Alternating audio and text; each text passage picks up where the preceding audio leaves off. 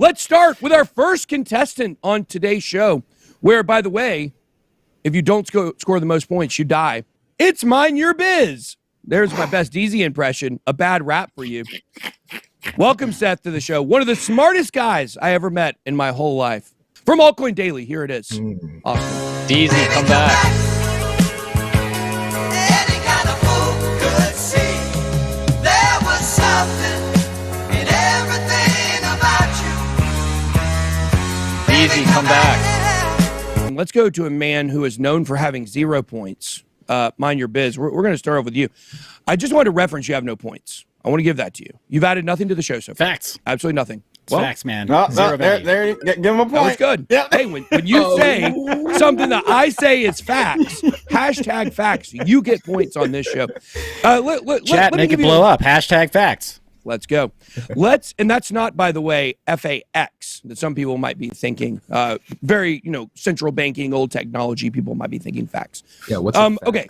So here's what we got for topic number one. Investors have increased their cash holdings at highest level since 9/11, and that obviously goes back to 9/11, 2001. And, what we're seeing is more and more people are going to cash. And I got crucified last year for telling people in a Bitcoin echo chamber that I thought it would be valuable to be moving to cash as we head into this year because the inflation can't continue. The question I've got for you here, Seth, when we're looking at this stuff, let me find what question I have for you. We still have a lot more hikes to go with this. Are we just seeing the beginning of the blood when it comes to the stock market here? Or are we going to see some of this stuff baked in?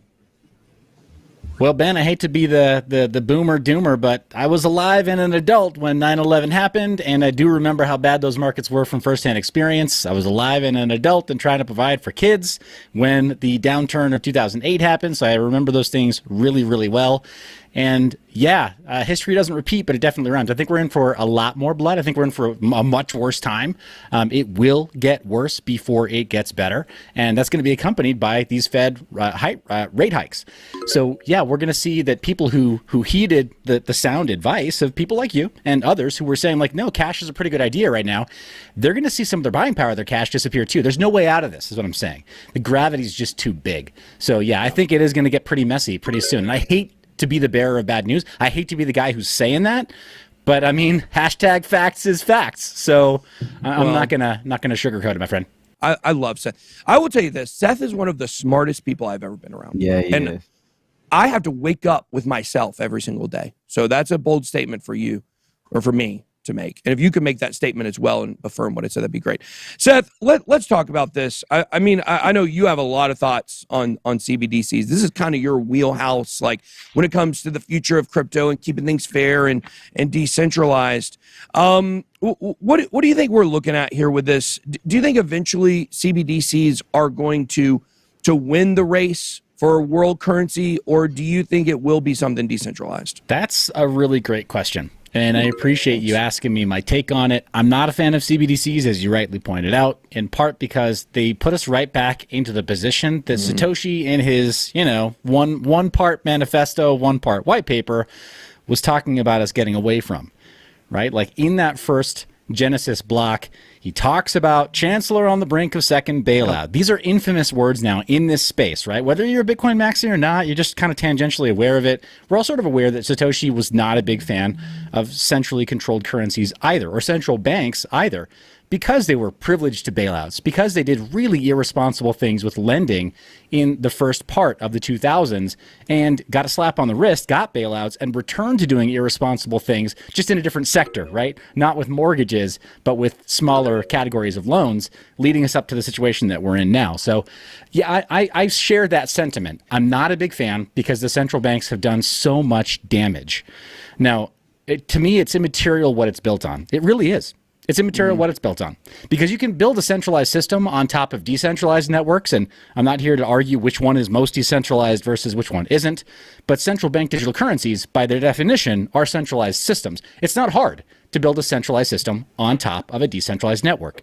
Moving the other way around, right, having a centralized system like CBDCs and trying to use them in a decentralized way is much harder, right? Like, so the moment we get that, forget the notion that everybody here grew up with and uses today of cash.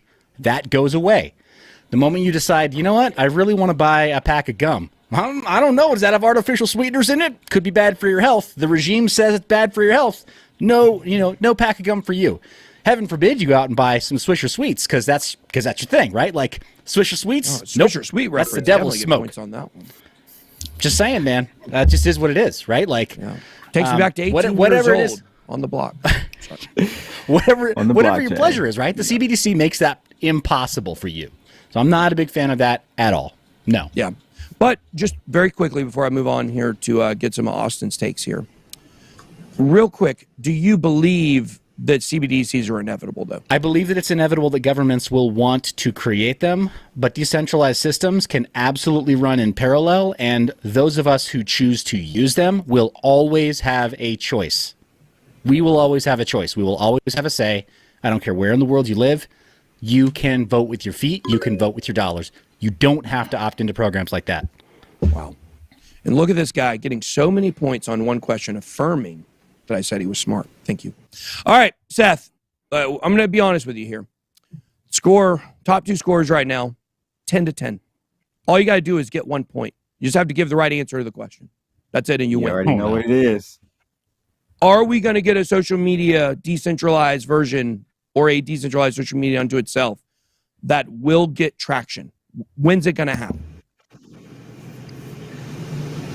Ben, Twitter already created a splinter group that open sourced some of their code in 2018.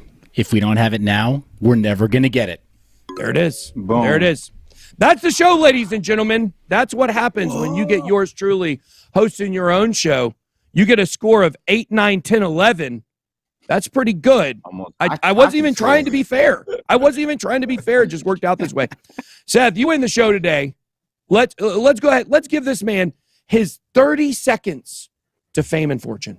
Congratulations. Well, first off, thanks for having me back on the show. It's always a fun time, and I'm honored and privileged to be with such intelligent people. I just want to tell the audience, if you're not following everybody on this panel, you're missing out big time. When markets are bad, that's when we leak our best alpha. You need to be following everybody with notifications. BitBoy, that's what I got for you. That's it. There we go. All right, guys. That's it. That's all we got. Be blessed. BitBoy is host out.